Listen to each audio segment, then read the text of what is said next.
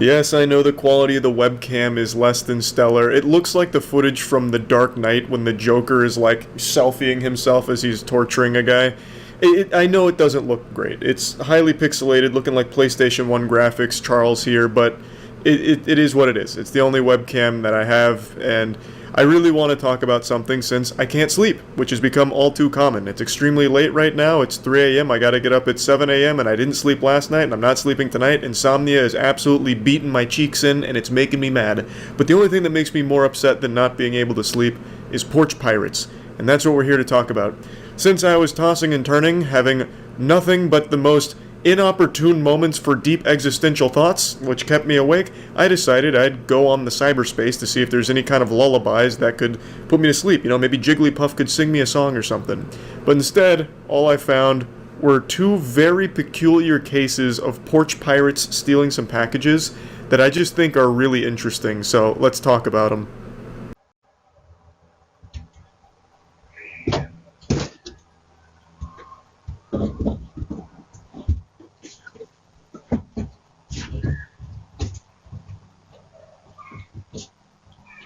You know that trope that exists in anime and other fiction where the villain is super smart with like the most creative and most galaxy brain scheme imaginable? Yeah, it doesn't usually happen in the real world. It's usually just a bunch of fucking brain dead morons that have the dumbest ideas and then commit a crime. But not in this case. We finally have a rare unicorn here with a turbo genius criminal. So, they wanted to steal a package, but they didn't want their identity to be compromised because most people have Ring doorbells or something similar in this day and age. So, how do you get around this? They don't have the mask technology that Mission Impossible does or anything, so they had to get creative. It seems like they found a nearby traffic cone and hid inside of it, which does a great job of concealing not only their face, but their whole body. This could be a full-grown man, full-grown woman, or a child. There's no telling. The only clues we have to go on are the barefoot pitter-patter from the door to the driveway. That's it. That's not a whole lot of clues. You'd have to get the forensics team out there and start like swabbing the concrete to see if you can get some kind of like DNA off it, maybe? I have no idea. So they might actually get away with this one. I do have a working theory though. I think the culprit here is someone that is familiar with the family. I think it's a family friend or maybe even a nearby neighbor. They knew they could be easily identified by the homeowner, which is why they took such extreme measures here. That, or it's staged. This could just be faked. This could be just a prank, like a staged video for the sake of it going viral, which it absolutely did. But I like to pretend and suspend disbelief here. I like to think that this was a real instance of a porch pirate coming up with a really creative solution. But anyway, there's no further updates that I can find on this story, so this menace is still at large. Sleep in fear. Or in my case, don't sleep at all, because insomnia is a real bitch. But also, if there's any traffic cones nearby, you might want to hide them somewhere so that way they can't be utilized like this and steal your packages. Now, while this one could be faked, the next one is not, because they've been caught. Though they did have an equally creative idea on how to get away with stealing packages. I'm kidding, it's actually a really fucking stupid idea. I'll just go ahead and show you the news segment on it. Dash driver arrested. Police say she was caught on camera instead of taking. Take a look here. Police say Juliana Sagaram stole a package, as you see right there, from a Manhasset home last month. Video shows a woman walking up to the doorstep on Highland Terrace holding a brown paper bag there, and police telling us it was a Chipotle order she was supposed to deliver nearby. Neighbors say this is unbelievable. So Juliana's plan was simple and also not super effective because she didn't get away with it. There were a lot of holes in this scheme. It wasn't exactly a bulletproof plan. While doing food delivery, she decided to take this package here, and I guess her whole idea was if she's in the middle of a food delivery, no one would think twice about her going up to the front of a house, and then she could make a getaway with the package without anyone stopping her. So it seems the whole idea was to avoid suspicion by having a good cover story. No, I'm not here to steal packages. I'm here to deliver food. You're out of order. You lost your marbles. But she failed to account for modern technology, where most people have like Ring doorbells now or anything that records video outside their home because of the rising problem of porch pirates. So it didn't do anything to prevent the authorities from seeing who she was.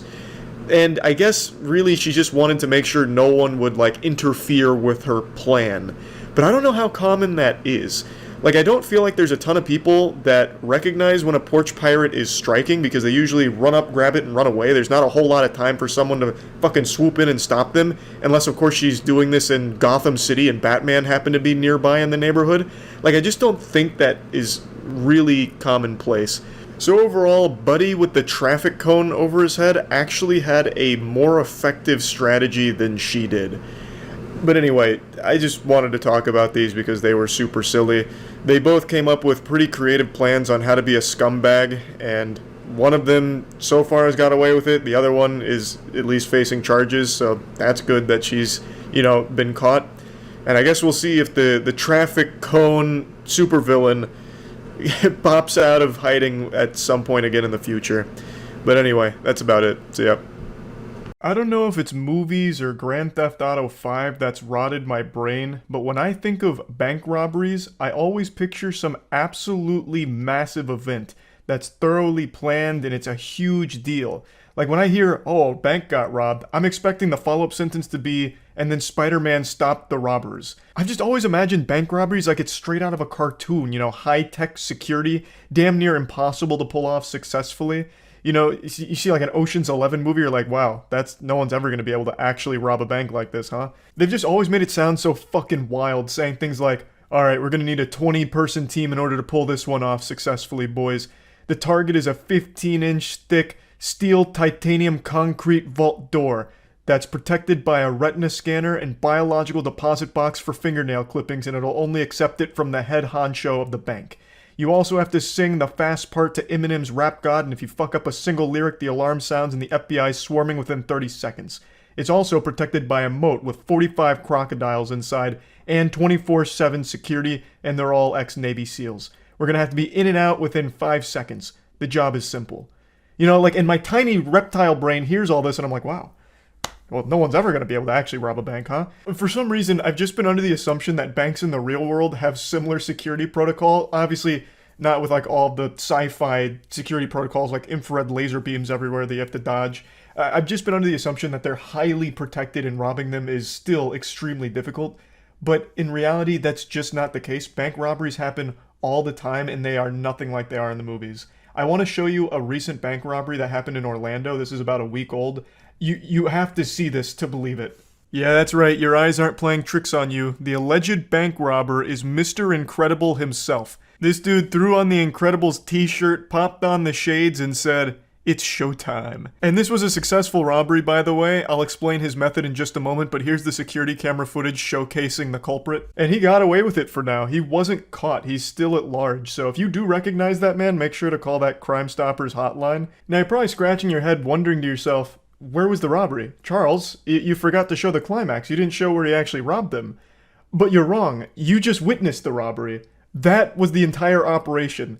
The extent of his plan was to go into the bank and ask for the money. So he demanded money from the teller and they gave it to him and he walked out. That's how that bank robbery went. He didn't flash any weapons. I haven't read any reports about him making threatening remarks or anything like that. They just explained that he demanded money from the teller, which he received, and then fled the scene. Now, the use of the word demanding in the reports leaves a lot of wiggle room for what could have been said or done from the guy to get the money. Maybe he went in there and was threatening the employees or seemed to just be like this menace. Maybe he treated it like a Call of Duty Xbox Live lobby and got real loud, vocal, screaming, this and that. And I have always said it's never worth risking your life for the business you work at, If someone comes in there and they're saying, empty the register, you're gonna get it, bub, it's best just to comply. What's the point in risking life and limb for the business you work at? It's simply not worth it. Plus, insurance covers all of it for the business anyway. So you really shouldn't be willing to die for your job, I would say. So I have no ill will towards the teller here who did give this guy the money. I just find it super interesting that this is the technique that was used for a successful bank robbery, just going up and asking for the money. It doesn't seem like he did anything beyond that. His plan was as simple as it gets. Can I have some more of that cash? In fact, I'm not asking. Give me more of that cash. And they did. So I decided to look into it a bit. And it turns out all bank tellers are instructed to always follow the thief's instructions no matter the case, whether a weapon is produced or not. If there is a thief there demanding money, it is the bank teller's responsibility to follow it. They're instructed to follow along no matter what because their safety is of paramount importance. So that caught me by surprise because I wasn't sure. I knew bank tellers always had to go along with like someone who shows a weapon or something. Like they're not going to try and make a holdout and challenge them to a fist fight in order to disarm them or anything. I just thought like they had to produce like a weapon or some kind of threat or like reasonable showcase that they're going to cause a problem. I didn't realize that if they even just hinted at wanting to rob them, that they had to follow along. So that was a little surprising to me, but it makes complete sense, and I completely agree with that ruling as well. However, I still think this guy's planning is lackluster, to say the least. He didn't even make an attempt to conceal his face. The closest thing he has to a disguise is just some sunglasses he picked up at the gas station, probably on the way to the bank. Now, I don't want to undersell the importance of his wardrobe pick for the day. I think the Incredibles shirt really sealed the deal. There's a good chance this crashes and burns if he's wearing just like a normal Abercrombie & Fitch shirt or something, but he threw on the Incredibles shirt. That right there adds like a +10 to intimidation. They didn't know who they were fucking with, and they weren't taking any chances. So he got away with it for now. He's managed to elude authorities, as I understand it. So overall, just like a really goofy, wild story that I happened to stumble across today and just wanted to share with all of you. This is not at all how I imagined bank robberies going in the real world. I very rarely have ever read about any in the real world, aside from like the big ones where there's getaway cars, like massive police chases, shootouts. I haven't heard of any like this, so I just found it to be pretty interesting. That's about it. So yeah. Every time you see a robbery in a movie or something, it's always super impressive. They'll have like these incredibly well laid out plans, full-blown Ocean's 11 type shit where they'll have like a getaway driver, 15 aerospace engineers on standby just in case they need them. They'll have like Jimmy Neutron in the lab cook up some crazy device to break into the big vault for millions of dollars. And it just always seems like, damn, you have to be a galaxy brain, 10-digit IQ mastermind in order to be a professional criminal. But then when you watch like a heist or a robbery in the real world, it's nothing like the movies most of the time. The plans are laid out in crayon 3 seconds before executing them. They're not looking at building blueprints. They turn their brain off and just go fucking wacky. They get insano style. So like they'll just run in there, like grab like 5 things and then just like shuffle out the door, and that's the extent of it, and then they get caught 5 minutes later. And today I saw a robbery that I think is probably one of the worst ones ever recorded. It is just, I feel bad for the guy. Like watching him rob it is agonizing because it's so incredibly slow. This dude robbed a Little Caesars in like -5 times speed. I felt like I was watching an NFL replay while watching this man try and rob the cash register. They filmed him for over 1 minute and 30 seconds. He just sat there trying to rob them.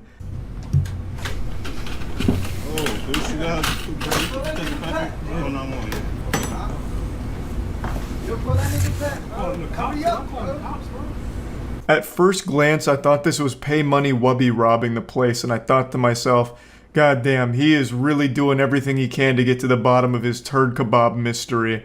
But then I realized that this is just like a generic default character in GTA Online. This was just like a preset. This guy is coming in here not even trying to disguise himself. Like, he didn't even bother to cover his face. He put on sunglasses, but they're too loose and they keep falling off. It's a disaster.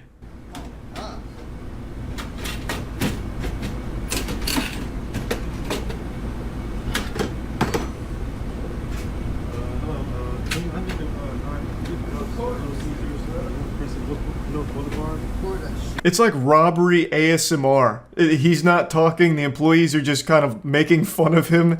It's just like they're roasting him. It's just no one's taking him seriously. It's so unbelievably goofy.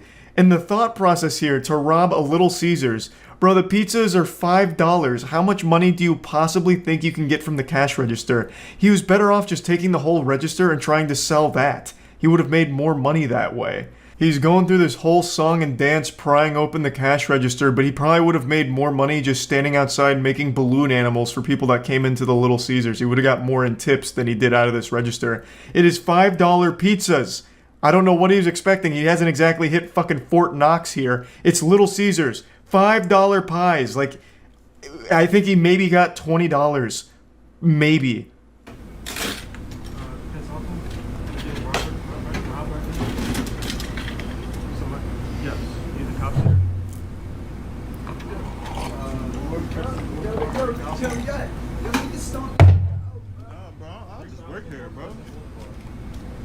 That's all you getting, bro? $60, bro?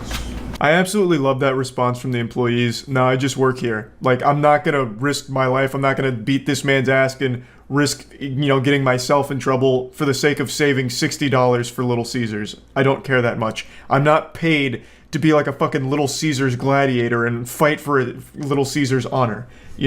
That's the right way of handling things. Just the employees like, all right, you're robbing it? Okay, I'm not going to stop you. I'll just call the police, which they do. And then they just sit here and record all of it for evidence. And this man just keeps flashing the camera with his whole goddamn face. They did the absolute perfect thing here in this situation. Take that whole shit. Let me get something. Yo, this nigga really just sitting here, bro. Yo, that's all you gonna take? Don't touch nothing. Don't touch nothing. Don't touch nothing, bro. Don't touch nothing. No fingerprints, huh? Yes. This is where it gets so good. So this guy with all 3 brain cells and every neuron in that goddamn barren wasteland of a head starts firing, and he's like, oh my god, I left my fingerprints at the scene. I know what happens next. I've watched CSI Miami. So he goes back in and tries to wipe down the register, as if the fingerprints are the main concern here, even though he's flashed his whole face with no sunglasses to the camera like 8 times by now. And he's doing all of this in the slowest speed imaginable. He's entered cruise control. It's like there's so much evidence here, and the one thing he's concerned about is fingerprints. So he goes in and tries to clean the scene. Very thorough job too, but greed gets the best of him. He became gluttonous, so he goes in for more money, leaving more prints.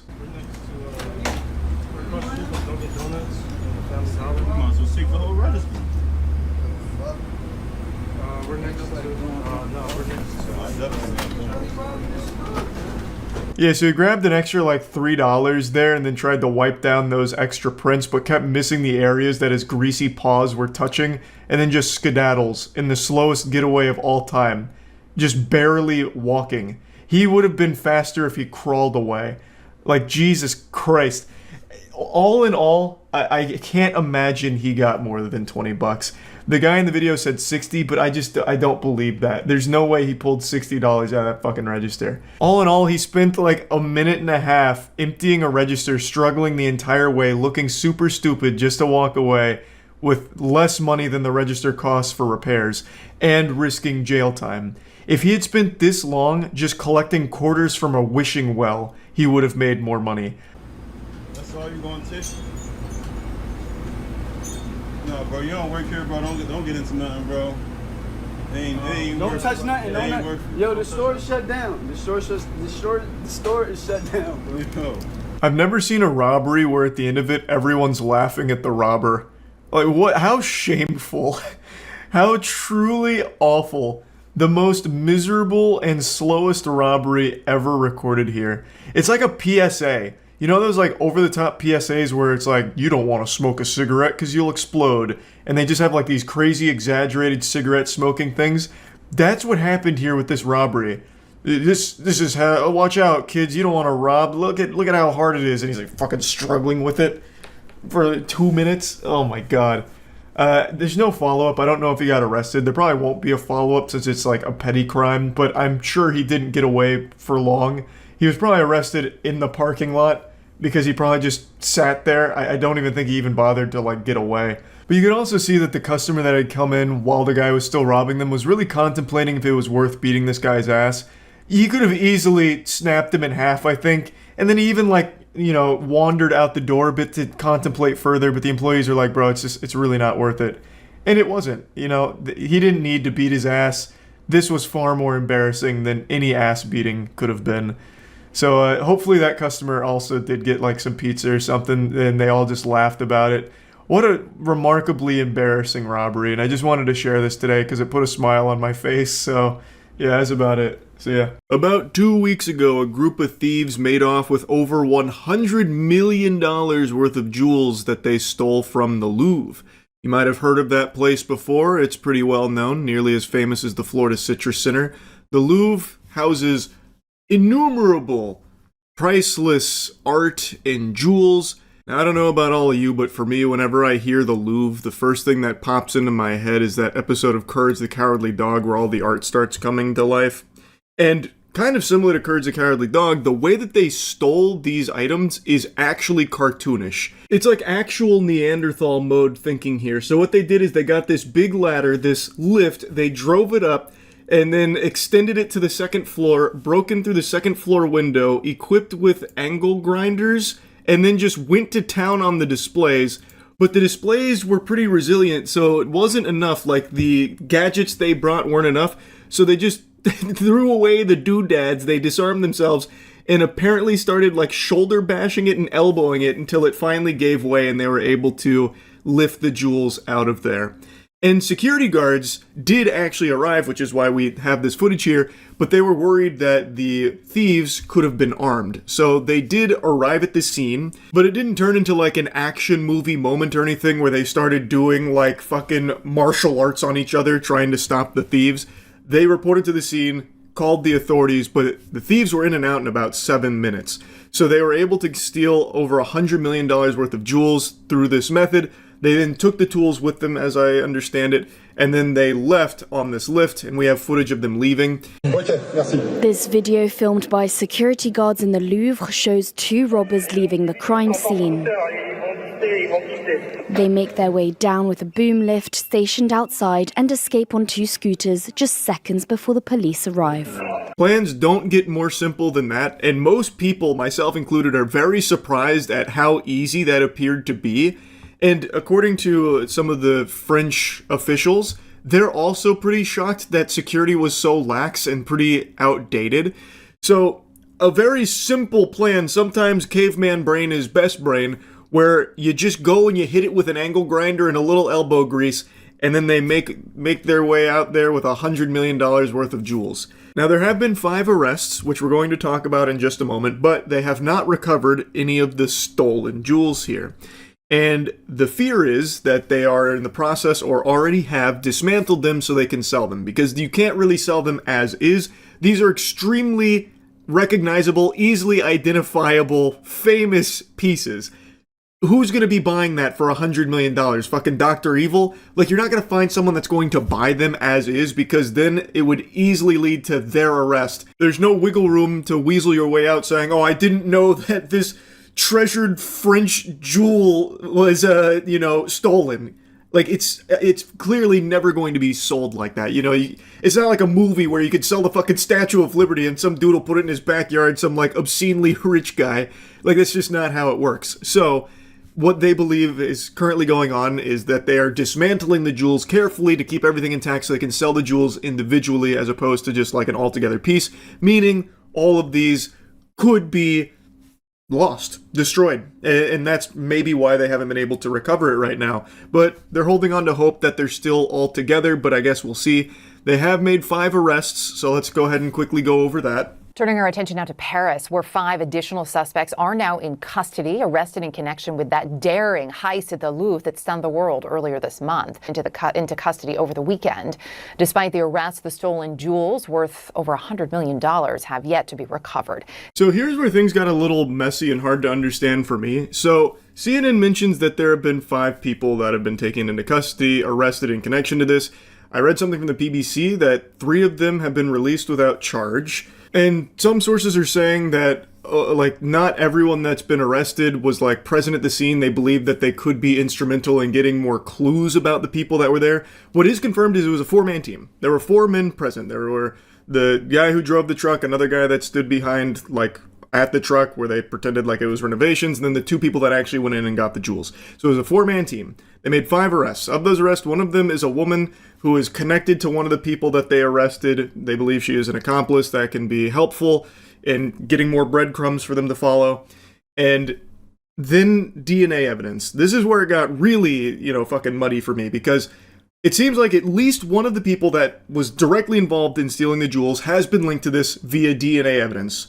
But then I also saw that they used DNA evidence to link other people to it as well, but then that got contradicted by other sources.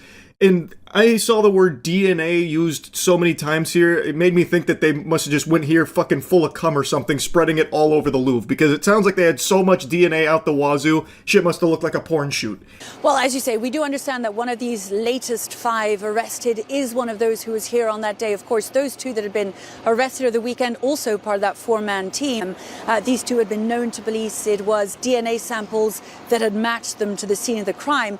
This latest arrest of one of those 4 also tied to the scene of the crime, we understand, by DNA. As to the other 4... Now, I think there might be some kind of translation error sometimes, which would explain the discrepancy and why not all sources are agreeing on the amount of DNA evidence used here.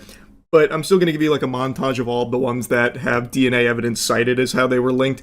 The one that seems to be agreed upon across most sources here is that this 37-year-old man had his DNA found inside the basket lift that was used to get to the 2nd floor and also escape after they stole the jewels. He is claiming that he hasn't done it. The Paris prosecutor said he's denying involvement, so he's hitting him with that classic Patrick Star, is this your wallet? No, but it has your name on it? No. But across most sources I can find, they all agree that his DNA was found inside that basket lift. Another person arrested in connection to this heist was a 34-year-old Algerian national who was arrested while trying to fly to Algeria. Apparently they had found his DNA matched on a scooter that was used in the getaway. And then finally, the 38-year-old woman who is actually the partner of the 37-year-old man. They have children together, and a small amount of her DNA was found in that basket lift, which could have been possible because, maybe she had, left something or whatever on him, which was then transferred to the lift when he got in it. Now again, like I said, across a bunch of sources that I was reading, some of which were translated, some of them didn't mention the DNA evidence used in the 38-year-old woman or the 34-year-old man. The main one that I saw that everyone seems to agree that DNA that has hard linked them is that 37-year-old in the basket lift. But anyway, it sounds like they had arrested 5 suspects here.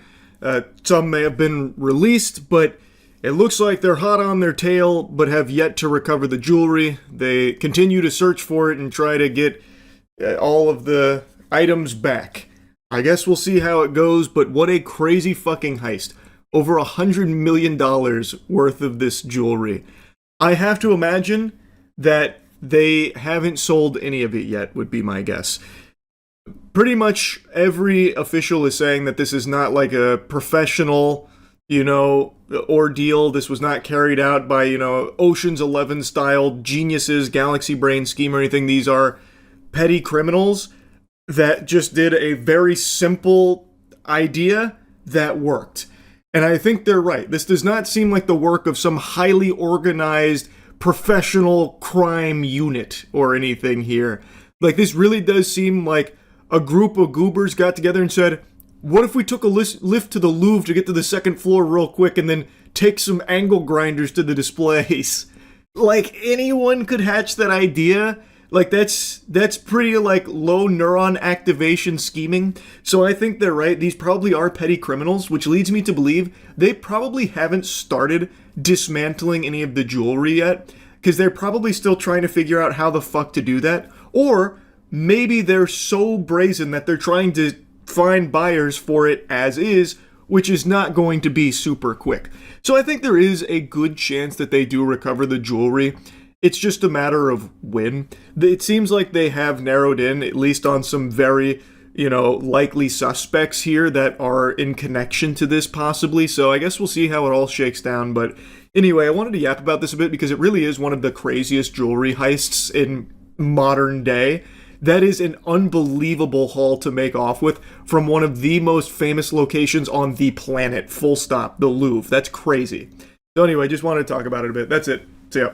I just saw a video of a master thief in action, pulling off what is undoubtedly the heist of the century. Experts are already calling it a real-life Ocean's 11 moment. It took place at a McDonald's, with DB Cooper here tweaking and twisting on a Ronald McDonald House charity donation box, and you can just see the surgical precision. This is not his first rodeo. He's in and out in 30 minutes, super speed like a lightning bolt.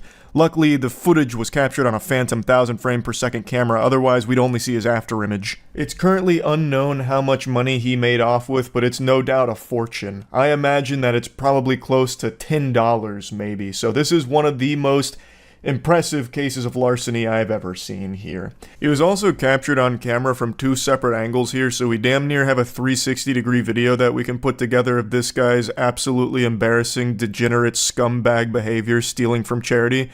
So the employee is just standing there filming this whole thing, which is exactly what they should be doing. Intervening in something like this is very dangerous to the employees, so I know they're trained not to, and this should easily lead to identifying and arresting this man. I can see every goddamn fucking strained muscle in his face as he's cranking on this, so surely someone knows him and will report him. So Robin Hood here is stealing from those in need to give to the local crack dealer. For those of you that don't know, Ronald McDonald House is a charity that, from everything I understand about it, is actually a good one. What it does is it provides services to families of sick children that are having long hospital stays. So they have things like places for them to sleep, where they can just go and sleep for free while their children are undergoing treatment at specialized hospitals, so they don't have to like pay for hotels or anything like that. And from everything I know, they just provide a lot of really good services to families of sick children that are in the hospital. So to steal from something like that is unfathomably low. And sadly, it's not the only time this has happened. This guy here who looks like meth incarnate is actually someone from my neck of the woods here in Tampa. And 3 years ago, he got nicknamed the Hamburglar. And what he did is he went on this rampage from Tampa to Wesley Chapel, going to McDonald's and stealing the Ronald McDonald House charity donation boxes.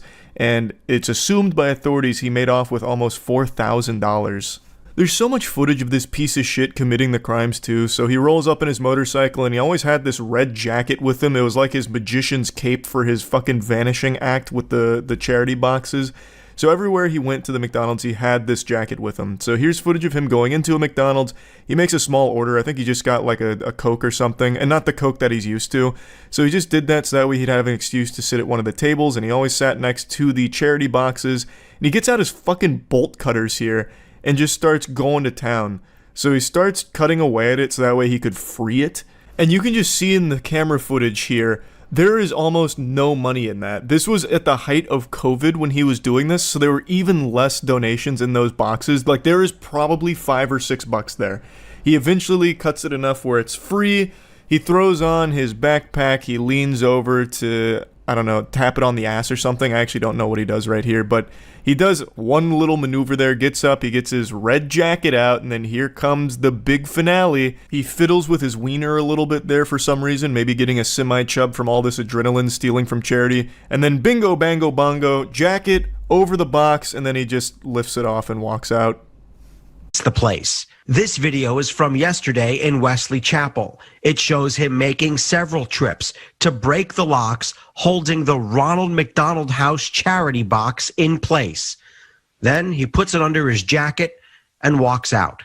Finally, he uses his motorcycle to pick it up and drive off. A few dollars richer, but a million reasons to be ashamed. Here's video of the time he stole from children who are sick in Zephyr Hills, May 26th. That's how this disgusting fucking loser committed every single one of these crimes, with that trusty jacket by his side. So, what's crazy is, despite all of the footage that exists that clearly show this man's face, to date, I don't believe he's been caught. I was trying to find an update on it because the first video with the guy stealing the charity box reminded me of the Hamburglar here. And I looked into it and I couldn't find any updates on whether or not he'd actually been arrested.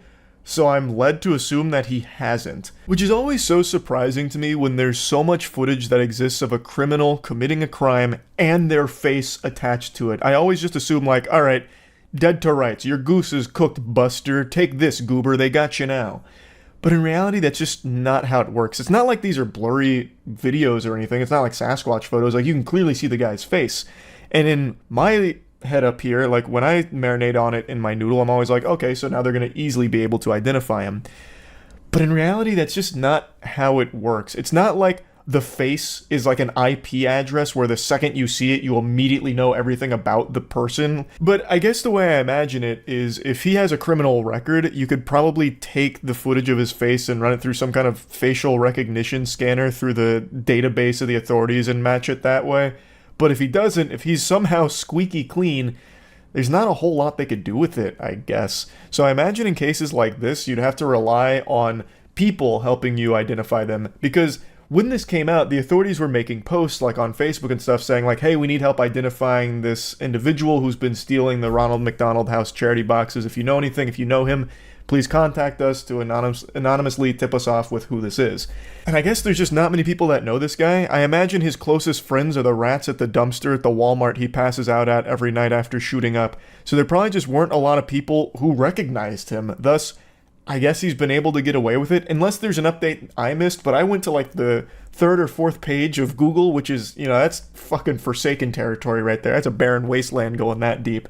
And I was reading through a ton of articles looking for some kind of update on this guy, and I couldn't find it, so maybe I missed it, or maybe he just really did get away with it, which is such a fucking shame. This dude's still out there on his motorcycle, cranking his hog after stealing all of that money from children and families in need. What a fucking scumbag. This guy and the first guy who stole the charity box absolutely deserve to be thrown in the slammer, obviously. And I just wanted to talk about this a little bit because I saw that video when a buddy of mine sent it, and it immediately reminded me of this previous case. It's also clearly not desperate people in need of money that are stealing these charity boxes. Like, this guy was riding around on a fucking motorcycle, and from what I can tell, a pretty expensive motorcycle at that. So yeah, just terrible pieces of shit. That's really about it. So yeah. You know that wild feeling where you take notice of something and then you start seeing it everywhere soon after? For example, you're driving around on the road and your little peepers catch a glimpse of a unique blue car and you're like, man, that's a really interesting color for a car. I don't see that very often anymore. And then you'll drive like a block up the road and then all of a sudden there's like 8 blue cars that come out of nowhere, it seems, and it's like, damn, now I'm trapped in an alternate dimension where there's only blue cars. How did this happen? I just saw one for the first time in a long time a block ago. There's actually a word for that. It's called the frequency illusion, or the Bader-Meinhof phenomenon. I think that's how you pronounce it. I may have absolutely butchered it. I couldn't tell you. But basically what it is a cognitive bias where when you notice something for the first time, you start to notice it a lot thereafter. It kind of just puts that in your noodle and you become more perceptive and aware of it, and it makes it seem like all of a sudden it's more common than it is. I can still remember the first time I remember this happening to me. I was playing Grand Theft Auto Vice City and I saw a really rare vehicle that I don't think I'd ever seen before, so I did everything in my power to acquire it, and I finally do through blood, sweat, tears, elbow grease, and my little child brain was blown by how cool I felt with this new vehicle. And then as I'm driving away, there's like 8 more of those bitches driving in the opposite direction, and I was stunned. Now, maybe it was a game mechanic I never even bothered to check, but I think more likely than not, it was just an example of this frequency illusion. Point is, the reason I'm mentioning this, I just made a video covering that forklift ATM heist from like 2 days ago, and now, all of a sudden, I've been inundated with stories that are popping up about, like, heavy machinery robberies, and I feel like this just has to be another example of the frequency illusion, because there's no way that this is a very common crime. There is no way that there's some kind of mind plague that's infecting people's brains, making them believe that stealing excavators, forklifts, front-end loaders, garbage trucks, in order to commit crimes with them is a good idea that will somehow work. Like, there's just no way that it's that common. It has to be, I'm more perceptive of it now. But to argue against myself, I don't think there ever would have been a time where my eyes would just glaze past a headline that talks about a guy stealing a front-end loader and stealing motorcycles with a fucking front-end loader. Like, I feel like I would have always been aware of that. So maybe this is just becoming like the new crime meta. Just stealing, like, machinery you'd find at some kind of mining operation and using that to commit crime across the city with? I don't know. But this shit is wacky. Let me go ahead and show you this front-end loader robbery and subsequent low-speed pursuit. This is actually some wild work out of GTA right now. I feel like you could have accomplished the same thing with just a brick. Like, I don't even think you needed to steal the front end loader, to be honest. Like, it was probably a lot more difficult to find this vehicle than it would be to just find, like, a big rock. Oh, wait. I see. Now I see what the plan was. Wait, this guy's galaxy brain. This is an incredible scheme. He got the Christmas presents. I mean, he's kind of busting up the bikes on the way home here. He's not doing a great job of securing the package. Put it down, mate.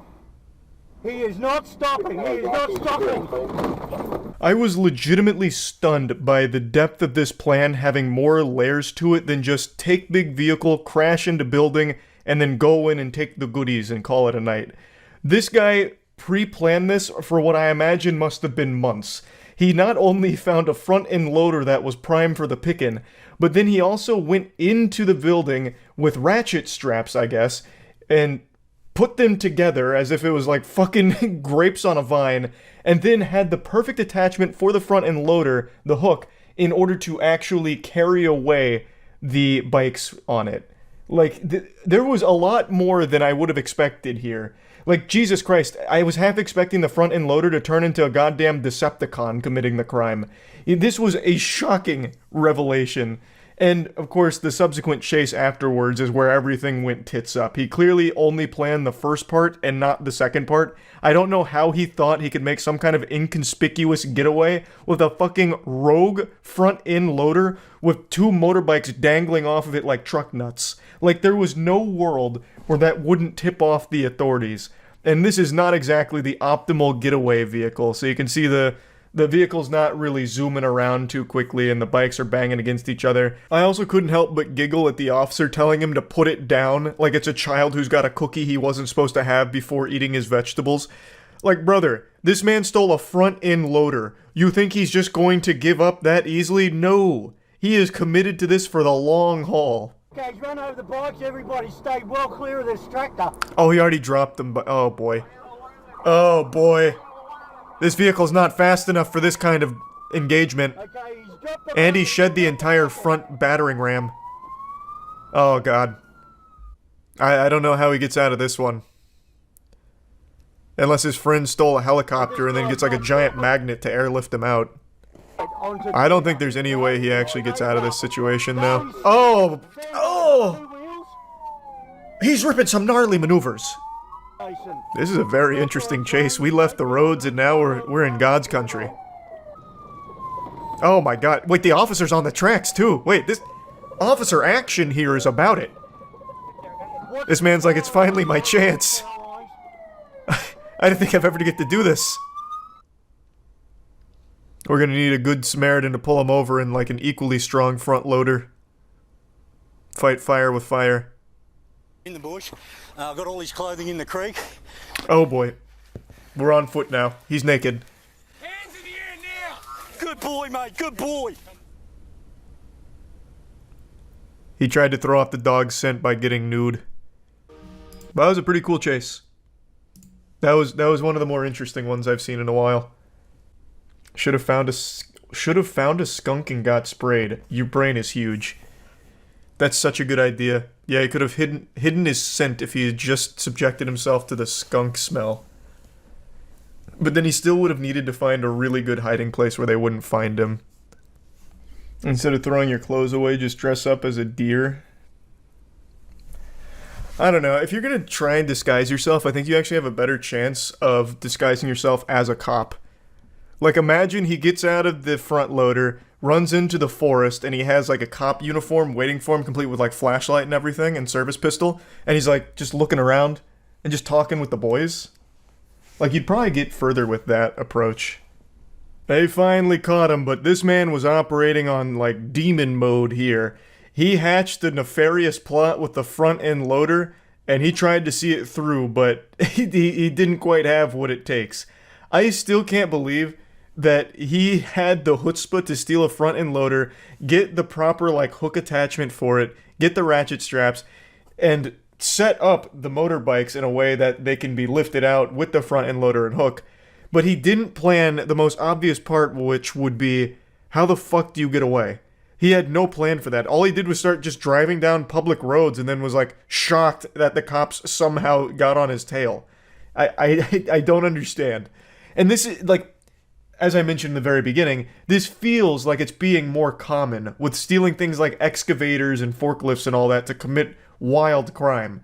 Like, it feels like it's being more common, but again, this could just be an example of the frequency illusion. I'm not sure yet. But anyway, it's always wild when that happens. Jinkies. It is always such an adventure to watch that. But anyway, yeah, that's really about it. So yeah. Meet the man who stole $1.4 billion with a screwdriver. I mean, he looks pretty proud of himself. I would be too, to be honest. It's pretty creative. This is a small museum with only a handful of guests visiting each day, and the security guard has just seen two of them, a man and a woman, walk briskly out of the front door. The guard sprints outside and catches sight of the couple getting into a car, and, sure enough, the museum's missing painting is sitting on the back seat. That was easy, case closed. The museum happens to be situated opposite a police station, and soon enough, the thieves are in custody.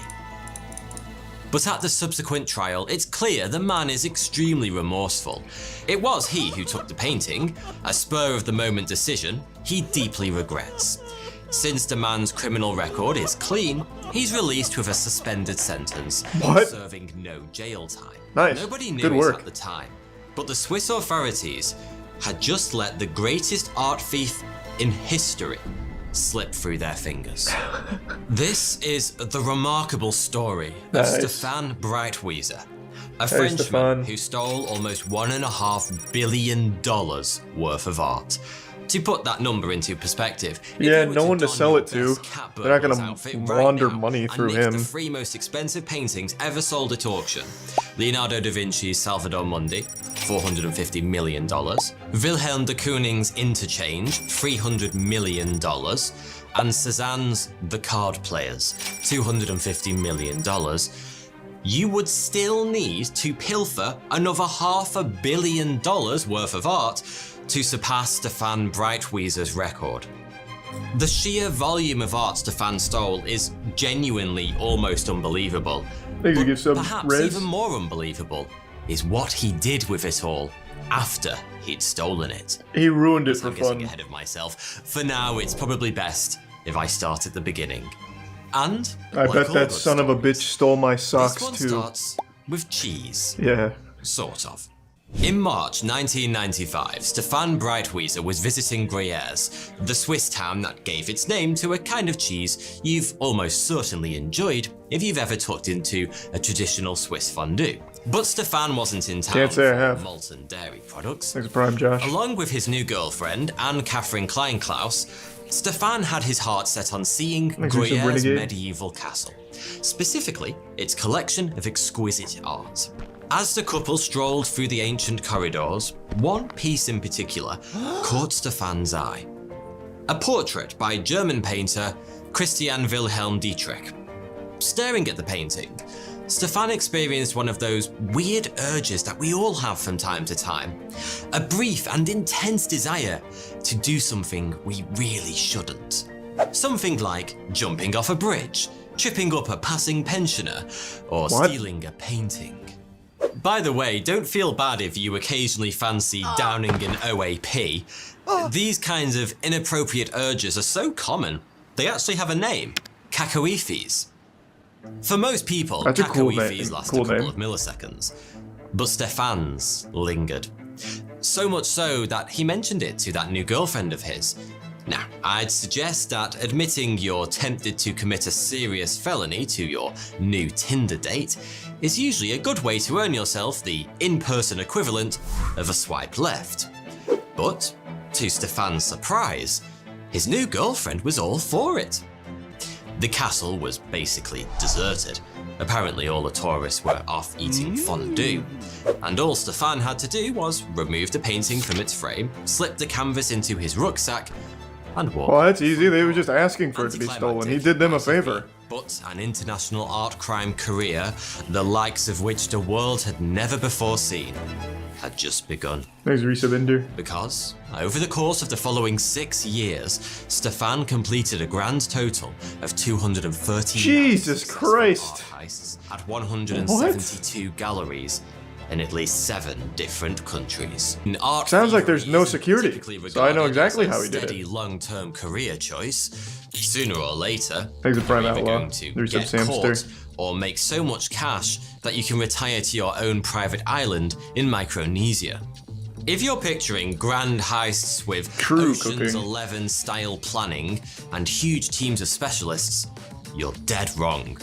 There were no carefully or orchestrated distractions, no detailed museum schematics, and no jaunts through conveniently positioned air vents. In fact, these heists weren't even committed at night. They took place during opening hours and Yeah, often people with probably police just saw and him security steal. guards in the very same room. But all were almost laughably basic, pretty much involving waiting till nobody was looking and then simply picking up whatever he fancied and walking out the front door. Paintings would be Yep, slipped that from sounds about frames right. and hidden under a loose-fitting coat. And display cases were opened with a screwdriver one twist at a time over the space of 20 minutes or so. The most high-tech And piece of nobody equipment saw this Stefan owned in was an 172 old telescopic galleries? radio antenna, 172 which he used galleries, to no one saw him do prod this? any inconveniently placed CCTV cameras into facing away from whatever it was he was about. And nobody saw this? It's hard to believe that's all it took for Stefan to pilfer close to $1.5 billion worth of loot. What? But these basic tricks were so effective, he was often able to steal from the same museum multiple times in the space of just a few weeks. I should point out that estimates as to the exact value of the artwork Stefan stole vary, but the figure most commonly quoted is the one I mentioned earlier, $1.4 billion. According to the New York Times, it might have been as much as 1.9 billion. And if that upper limit is correct, How in the as of fuck? 2001, when this remarkable crime spree came to an abrupt end, Stefan Breitwieser, art thief, would have been amongst the top 250 richest people on the planet. But he has no one to sell it to. Not that you'd have known it from looking at him. In fact, to the outside world, Stefan and Anne Catherine, now his long-term girlfriend, appeared to be stone cold broke. Kitchen No, you dog's can't body, sell the paintings. Whilst Anne Catherine All was this in shitty mess. art is just used for money was laundering. So short that Stefan's mother No one's gonna often helped launder them money out through with Stefan. food and petrol money. Was this apparent poverty some kind of front then? A Gus from Breaking Bad style cover story to hide their immense wealth from the outside world? Stefan and Anne Catherine appeared close to destitute because that's exactly what they were. Despite having stolen well over $1 billion worth of fine art, How did they not catch him by seeing who pushed the camera? That's what I want to know. And not because they'd blown their riches on boats and hoes either. Despite having taken enormous risks to steal hundreds of treasures of almost unimaginable value, Stefan Breitwieser never sold a single one of them. Not one. And the reason why is kind of hilarious. Stefan didn't become the world's greatest art thief to get rich quick. He did so because he loved art. Instead of selling the pieces he stole, he kept them in the apartment he shared with Anne Catherine, simply to have the pleasure of owning and admiring them. Just print it out Incidentally, on the apartment Google. in question was in the attic of Stefan's mother's house in the What the city fuck is of the point? Mulhouse, France. The couple were so poor they couldn't afford to rent. But selling a world-famous piece of art It's is impossible. a seriously tricky business. Yeah, no, it's not gonna You happen. can't just set up an eBay listing and watch the £1 million bids roll in. The market for this kind of thing is tiny, and in order to access that, you're probably going to need to make friends with some very dangerous people to help you get the word out. But since Stefan never put a single piece of art up for sale, he remained essentially invisible to the police. If they didn't catch him in the act of stealing, they weren't going to catch him in the act of pushing a camera away while on camera. Unusual that the police had basically no idea who or what they were dealing with. Their best guess was that some kind of highly professional international cartel was behind the crimes. Far more But embarrassing. in reality, they were utterly stumped. Well, Stefan simply couldn't stop, and it was only a matter of time before something went wrong. Someone opened their The item eyes. that eventually ended his reign of art-based terror was, of all things, a bugle. At the start of this video, I mentioned that Stefan had been caught stealing a painting in Lucerne back in 1997. He'd gotten away with little more than a slap on the wrist at the time, but during the process of being booked, he'd had his fingerprints taken. From that moment on, he'd been careful to wear gloves during his thefts, to ensure he never left behind any prints that could be matched to his earlier arrest.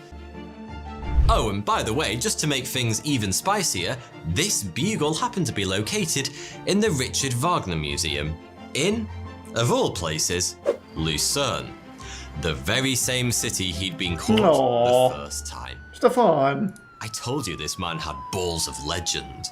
So it was decided that Anne-Catherine should be the one to erase the prints. Jesus Christ. But this was a risky job, and Stefan decided to travel with her for a bit of moral support. As This guy's Anne-Catherine entered the outrageously museum, dumb. It's Stefan crazy. took a walk around the grounds to distract himself from worrying. Unfortunately for him, he was recognized by a man who'd seen him at the museum on the day of the theft. The police were called, and Stefan soon found himself being arrested for a second time. To begin with, he wasn't unduly concerned. After all, he'd been caught before and gotten away with it. All he had to do was convince the police he was a remorseful first offender. And at first, that little ruse seemed to be effective. But then, something changed. The officers holding Stefan stopped engaging with him, and the sympathy his remorseful idiot routine had earned him evaporated overnight. Stefan started to fear the worst, and with good reason. Someone in the department had uncovered the report from the previous theft in Lucerne, and as a result, the police were no longer viewing him as an opportunist who'd snapped the bugle on impulse, but as a potential serial The dumbest thief of all A few time. weeks after the arrest, Swiss police secured an international search warrant, allowing them to enter Stefan's attic apartment in Mulhouse. You know, the one containing $1.5 billion worth of stolen art. It's safe to say that as the team of officers arrived to carry out the search, none of them were prepared for what they would find inside Stefan's modest home. Which was nothing. No works of art lining the walls, no antiques, no priceless jewelry, not even a bugle. No, I haven't read Just anything or watched a anything on it bare-attic yet. apartment, much like Chat any mentioned it other. once, though. Wait, what? On witnessing her boyfriend being apprehended by the police at the Wagner Museum in Lucerne, Anne-Catherine had immediately realized the dangers and sprung into action, driving back home and alerting the one person every man can rely on when shit really hits the fan: his mother. And Mrs. Breitweiser had outdone herself. Over the course of several days, she'd gathered up every single piece of art her son had ever stolen, packed it all up into her car, and gotten it the hell out of there. Anything that sank ended up in a nearby canal. And the paintings, those centuries-old priceless works of art, were burnt to ashes. Holy as shit. part of what may very well have been the most expensive private bonfire in history. The last few odds and ends were unceremoniously dumped in a nearby forest. Had the Rhone-Rhine Canal been just a little deeper, Stefan Breitweiser might once again have slipped through the fingers of the justice system. But it wasn't to be. Hikers spotted a curious twinkle from the depths of the canal about a week after the haul had been dumped. And the rest is history. That's fucking Police crazy. frogmen were called in to dredge the waterway, and close to 100 treasures from Stefan's mighty hoard were fished out and catalogued. Of course, at this point, the authorities had no idea how all that stuff had actually ended up in the canal. But one of the officers holding Stefan in Switzerland got wind of the find and, True on a whim, story. decided to see if he could link the treasures to his bugle thief. After all, they'd been found not too far from his home city. During an interrogation, the officers showed Stefan a picture of one of the artifacts recovered from the canal. Stefan had no idea what his mother had been up to since his arrest. And so, on seeing an image of one of his most prized possessions in the hands of the police, he reached the obvious conclusion. They'd searched his apartment and found his hoard. The game was up. Stefan promptly confessed to having stolen the piece, matter-of-factly explaining when and where he'd taken it. The officer was absolutely delighted. Well, I He imagine figured he this would whole be. It's idea big. was a long shot, but he'd hit the jackpot first time. Stefan was shown image after image of rare and expensive artwork stolen from all around Europe, and he confessed to having stolen every single piece. Never in their wildest dreams had the Swiss police thought that this one man could have possibly taken everything they dredged out of the canal. Well, why are they believing him? He could be all covering on for his the other own. people. And yet, quite clearly, he had. So, what punishment does a man receive for Yusuf Dunk. stealing over $1 billion worth of art? Hands chopped off at the wrists, tongue drawn and quartered, guillotine to the face? No, just 3 years in prison. What? Stefan only served a little over 2 of those. His mother, for her part in disposing of the art, served just 18 months. And Catherine, hinting that she too had been gifted with a fairly weighty set of metaphorical balls, denied having any involvement in the thefts whatsoever. In fact, she claimed to have Thank you, had some no queso. idea Stefan was even an art thief. The court probably wouldn't have bought it, but it seems Stefan was happy to take the bullet for his girlfriend, because he confirmed every word that came out of her mouth. And Catherine was sentenced to 6 months for receiving stolen goods, but she only spent a single night behind bars. Oh my god. It doesn't end quite there either, because it turns out prison did absolutely nothing to reform Stefan Breitwieser. In 2011, police found more than 30 works of art stashed in his house. Stolen, naturally. Just sell He it, was sentenced to over Stefan. 3 years behind bars. Jesus. And in 2019, he was arrested once again for trying to sell a paperweight stolen from a museum in San Luis on eBay. Thank you. At least you tried to I sell know, it this he got time. sloppy.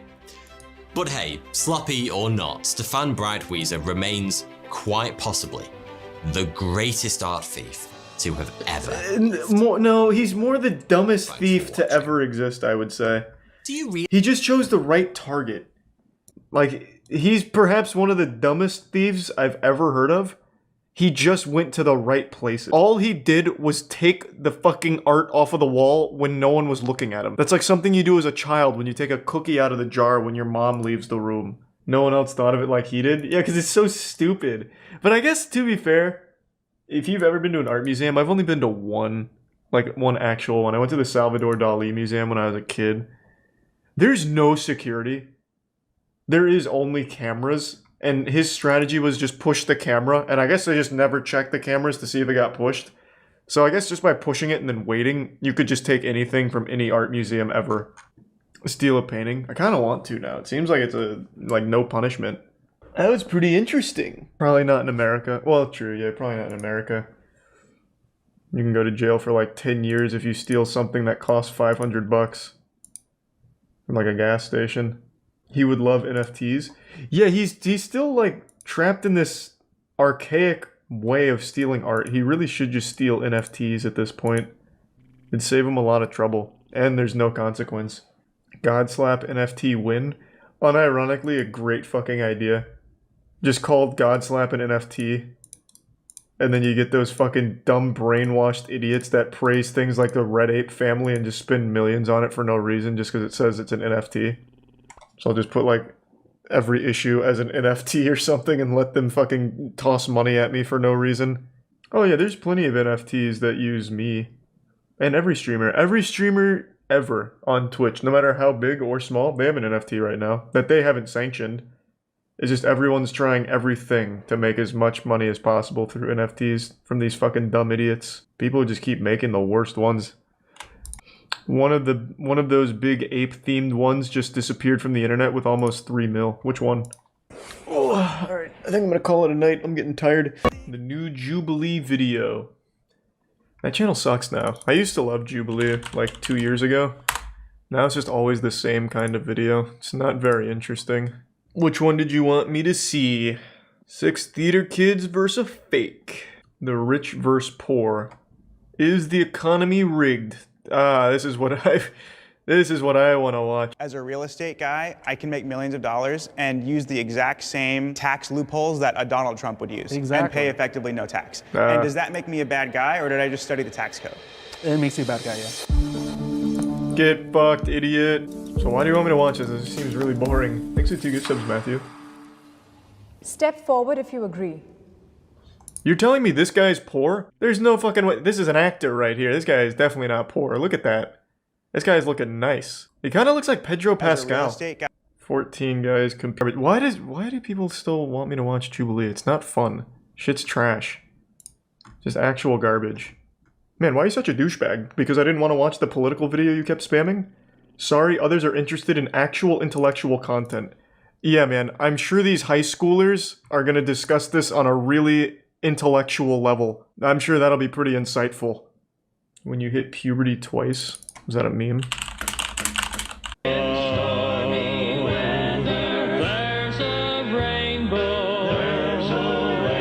Man, this sounds wonderful.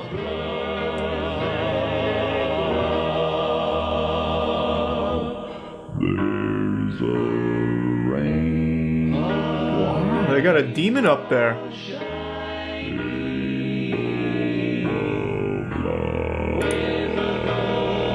God damn, that guy's awesome. Where is he? Is this guy?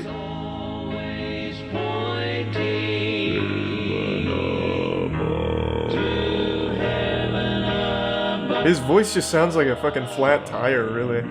That's awesome. Corpse? Yeah, a little bit.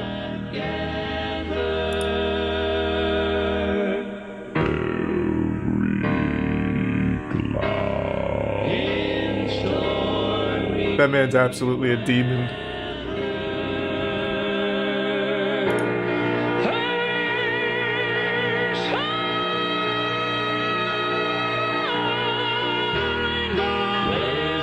Man, this quartet is fantastic.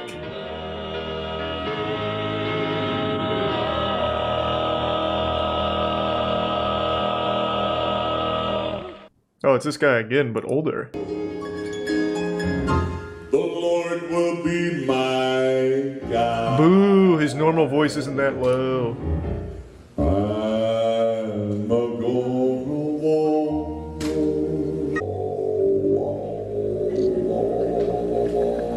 That's cool. That guy seems nice. GDF official. Thanks to resub FedEx. Alright. Is this just your channel? What is this?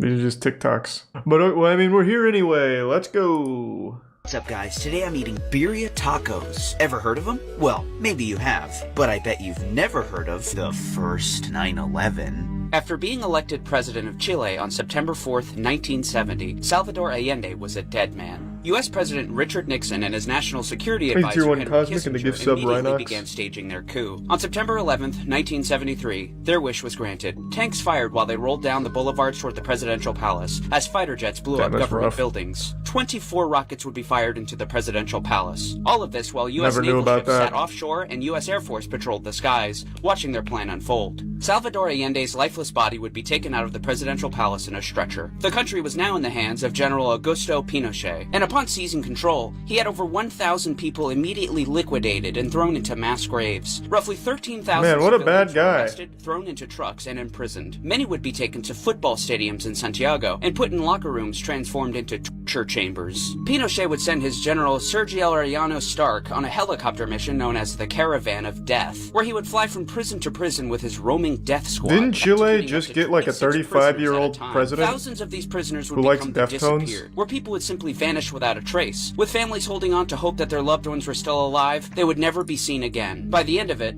80,000 people would be imprisoned, and more than 3,000 perished. That was pretty insightful. Those tacos must have slapped, though.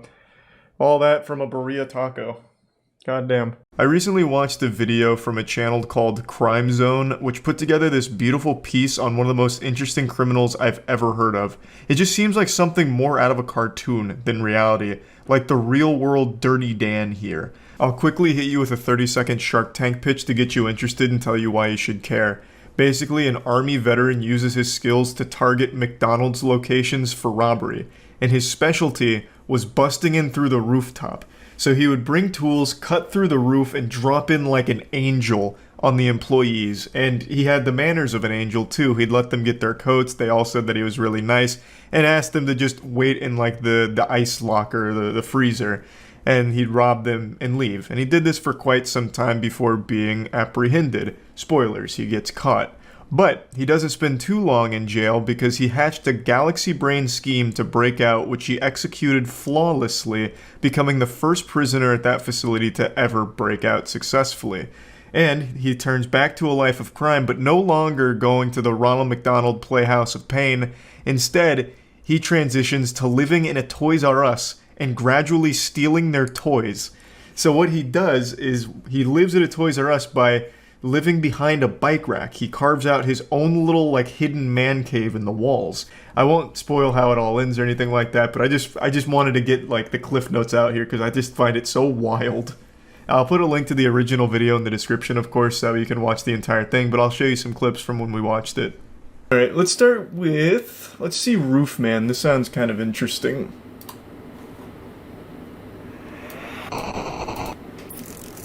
I do love criminals that hide in attics and shit. Nigel and Luke here, and welcome to Crime Zone. Unbeknownst Quick question, is there still a massive breakfast rush for McDonald's? I remember when I was a kid that was the shit, but I feel like McDonald's has just such steep competition these days for the breakfast slot. Do we have any like big McDonald's breakfast enthusiasts here? Cause near me it's kinda just like no one cares anymore. Overwhelmingly yes. Wow. I just think the McDonald's breakfast has really fallen off. It's like Netflix stock, but for food. Once he had the cash, the masked robber walked all of the employees into the cooler where they were locked inside. It seems kind of nice. They were asked if they wanted to grab their coats to stay warm while they waited for help to arrive. After they have a police sketch and it's just a Hamburglar. Fled. While the employees that's not the didn't know it Hamburglar at the time, I saw a video of two women stealing everyone's food inside a restaurant. Don't remember where, though. Probably McDonald's. Actually, I take that back. Probably Waffle House. Waffle House is a restaurant you go to and you're just looking for fights. And maybe, like, a waffle or two. I think it's a Prime Sun City. So this is basically the only fast food specialized robber is what I'm getting.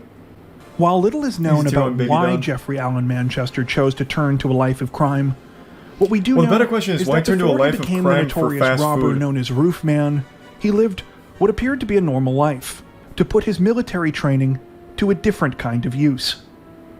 In November of 1998... Do you really need military training to rob a McDonald's? I feel like you could just go in and be like, I just want the money in the register, and like, make like a finger gun in your jacket and be like, yeah, just take it. Like, I don't think you really needed all like the special ops training just to become like a fucking Filet-O-Fish fondler. Felon. Damn, that would have been better instead of fucking fondler. It doesn't even make sense. But man, this guy, those McDonald's employees, they didn't know who they were fucking with when he busted through their ceiling. One second they're just serving up a quarter pounder, next second they got goddamn Jason Bourne coming through the top turnbuckle. That's While cute. The bulk of Manchester's robberies were committed in California, he would eventually hit McDonald's locations in Nevada, Oregon, Minnesota, Massachusetts, Maryland, Virginia, and both of the Carolinas, making off with an estimated $100,000. Manchester would use tools to cut a hole in the roof of the location, dropping down anywhere from 10 to 15 feet. So what? I still am super confused on why the roof.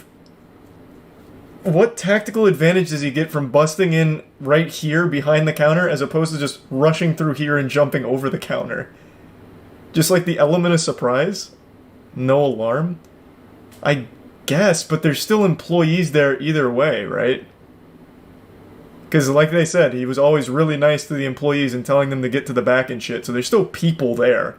So at that point, the alarm's kind of worthless, wouldn't you think?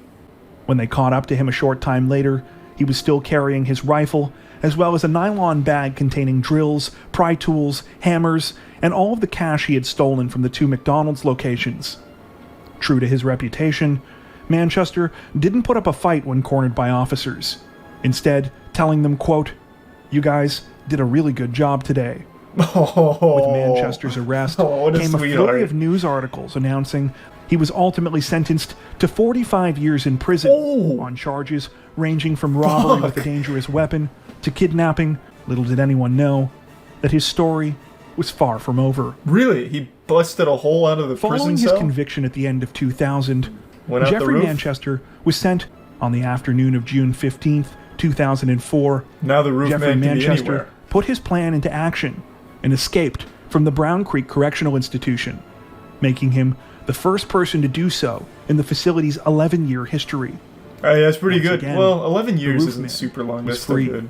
It was here, at an unassuming retail plaza, that he would set up a living space that would baffle and amuse both the public and law enforcement oh my god, officials he opened his own for years to McDonald's. come. A For his new franchise owner. home, the roof man chose a Toys R Us store located in a complex called the Triangle Shopping Center, just off of Monroe Road. He raced remote control cars on the roof in the middle of the night, rode bikes around the store for exercise, and managed to get most of the nourishment that he needed by stealing and eating baby food. Toys R Us had all kinds of snacks. He didn't need baby food. I remember back in the heyday at Toys R Us, you could get like fucking pounds of Doritos and shit. My man's over there just eating like meat sticks and apple mush when he could have been feasting on Doritos and Oreos. This man just said, fuck it, I want the Gerbers. Thanks for some Dreadnought in the prime elbow.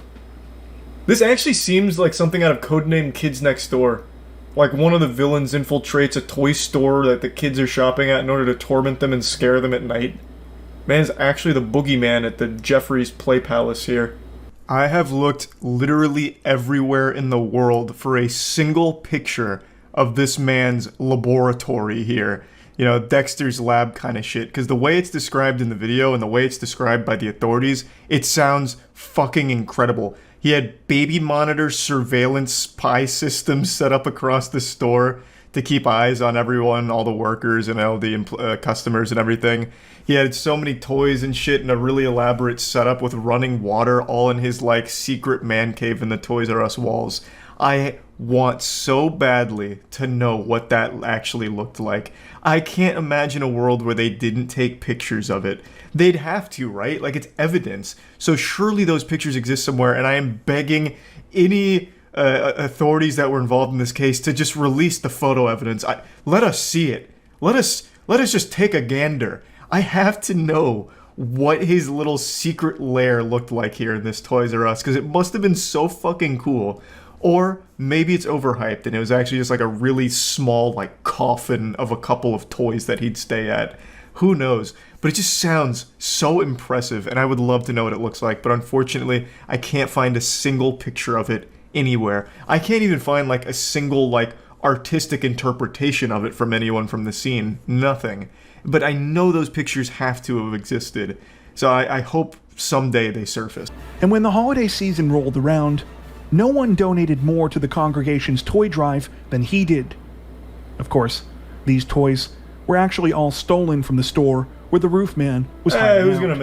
gonna miss the toys though, huh? It was during this time that he realized he could tunnel directly through the store's wall into the adjacent unit, which just so happened to be an abandoned Circuit City. This time, maybe this guy is responsible for Toys R Us and Circuit City going under. After they found out that this man was living in their walls for, it's been almost a year, I think now. They just got so fucking paranoid that the business started sinking. God damn. What a cool setup, though. That is like the most early 2000s shit imaginable. Like, that is your early 2000s shopping starting kit. Toys R Us, Circuit City, and Radio Shack. The only thing he's missing is a Blockbuster.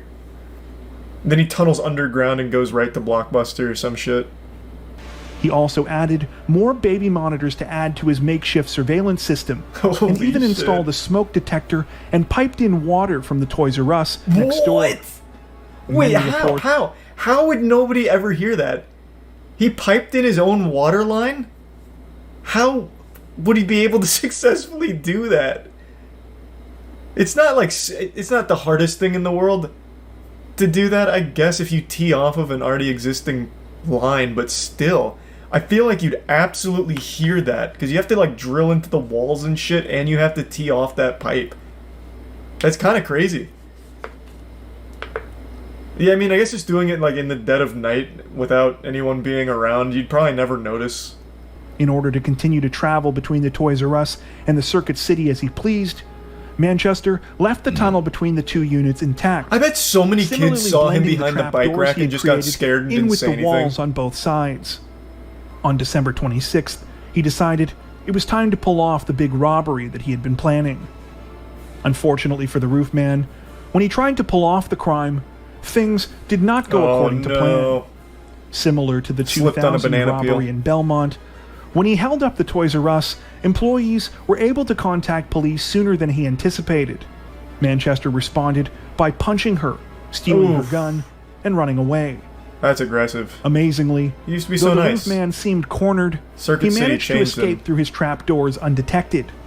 It's unclear whether or not he returned to the hideout within the Circuit City, identified him as the man who had been going by the name John Zorin, and were shocked to discover who he really was.